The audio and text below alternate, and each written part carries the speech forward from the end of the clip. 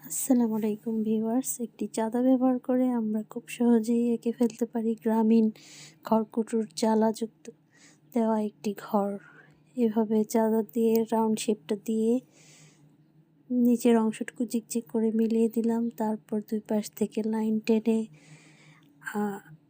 এভাবে মিলিয়ে দিলাম, তারপর চালা থেকে দুই পাশে দুটি খুঁটো দিয়ে দিলাম, তারপর জানলার জন্য গ্রিল এঁকে নিলাম, দরজা এঁকে নিলাম, তারপর চারপাশে একটু ঝিকঝিক করে মিলিয়ে দিয়ে বারান্দার অংশটুকু আবার একটু কালো করে দিলাম, চালের অংশটুকু কালো করে দিলাম।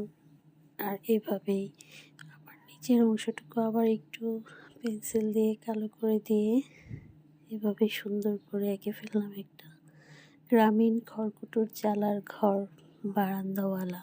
কেমন হয়েছে জানাবেন। আসসালামু আলাইকুম।